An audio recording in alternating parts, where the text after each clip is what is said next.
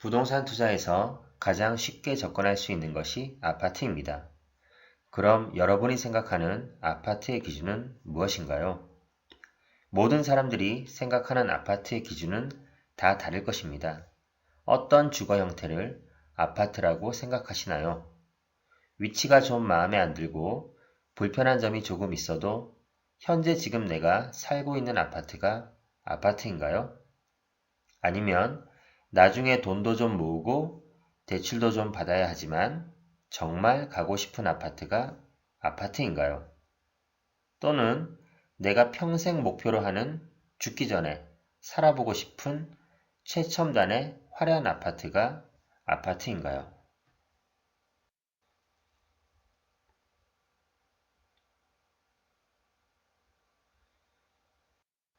지금까지 아파트를 쉽게 생각했었는데 한편으로는 아파트의 개념은 이렇게 참으로 명확하지 않습니다. 어떻게 보면 우리가 생각하는 아파트라는 것은 참 막연하고 추상적입니다. 따라서 투자의 관점으로 볼 필요가 있습니다. 건축법상 층수가 5층 이상인 주택이 아파트라고 하지만 아파트의 기준은 개인마다 다릅니다.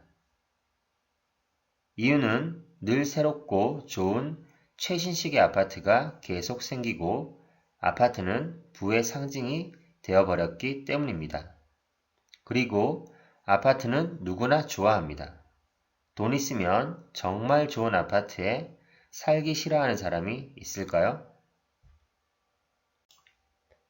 사람이 살기 위한 곳은 여러 가지 형태가 있는데 사람들은 왜 이렇게 아파트를 좋아하게 되었을까요? 그리고 2000년대 들어와서 돈 있는 사람들은 좋은 아파트에 산다는 인식, 아파트가 부의 상징이 되어버린 이유는 무엇일까요? 많은 이유로 사람들은 수도권에 살고 싶어 하고 그곳으로 몰립니다. 당연히 수도권 인구는 폭발적으로 늘어나게 됩니다. 그리고 중산층이 늘어나고 경제가 어느 정도 궤도에 올라가면서 개인 차량이 증가하고 이 때문에 서울은 교통지옥을 겪게 됩니다. 특히 출퇴근 시간에는 많은 사람들이 동시에 차로 이동하므로 이 인구와 차량으로 인해 삶의 질이 떨어지게 됩니다.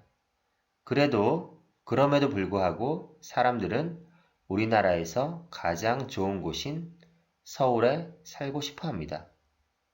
이런 불편을 뛰어넘어 살고 싶은 이유가 다 있기 때문일 것입니다. 현재 서울의 인구가 그것을 증명해주고 있습니다. 일단 그럼 교통지옥의 해결책은 무엇이었을까요? 네, 서울에 지하철이 많이 생기게 됩니다. 막힘없이 오갈 수 있는 대중교통을 늘리는 것이었습니다. 90년대 후반부터 2000년대까지 지하철의 전성기라고 할 만큼 서울뿐만 아니라 광역시에도 지하철이 착공됩니다. 많은 사람들이 이용하고 있고 수요는 계속 늘어나고 있습니다. 그래서 지금도 지하철이 계속 생기고 노선을 연장하고 있습니다. 물론 자가용만 타고 다니는 사람도 있을 수 있습니다. 하지만 지금은 투자에 관한 얘기를 하고자 하는 것입니다. 아파트 투자를 하기 위해서는 일반적인 사람들의 수요를 생각하고 접근하셔야 합니다. 곳곳에 생긴 지하철을 이용해 보니 그 전의 교통지옥에서 벗어나 시간적으로 편한 출퇴근을 경험하게 됩니다. 따라서 지하철이 많이 생겨 이용해 보니 시간을 절약해 주니까 지하철역을 가까이 둔 역세권 아파트가 인기를 얻게 됩니다. 이 인기에 힘입어 특히 인구가 많고 복잡한 서울이나 수도권은 역세권에 살아야 편하고 좋다는 인식이 퍼져나가게 됩니다. 돈 냄새를 잘 맡는 기업들이 가만히 있을 리가 없겠죠? 역세권을 선호하는 인식이 퍼지면 어느 기업이 먼저 움직일까요? 당연히 건설사들이 먼저 움직입니다. 건설사들은 돈이 된다 싶은 지하철 근처에 아파트를 짓게 됩니다. 아파트를 지으니 잘 팔립니다. 그래서 건설사들은 더 짓고 싶어 합니다.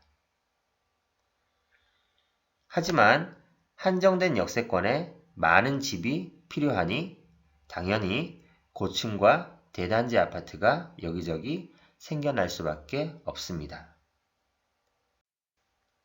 이렇게 지어진 역세권, 고층, 그리고 대단지 아파트에 사는 사람들은 아파트의 또 다른 장점을 누리게 됩니다.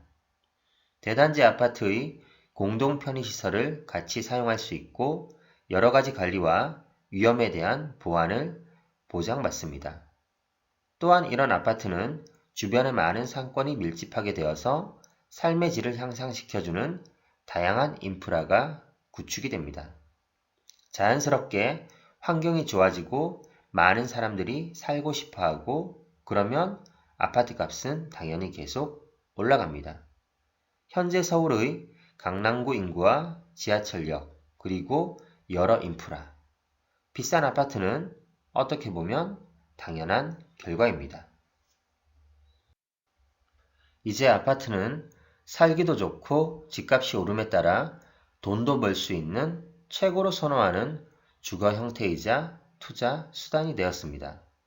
가정을 이루고 시작하는 신혼부부들부터 아파트에 살고 있지 않은 사람들까지 아파트를 찾고 아파트에 살고자 합니다.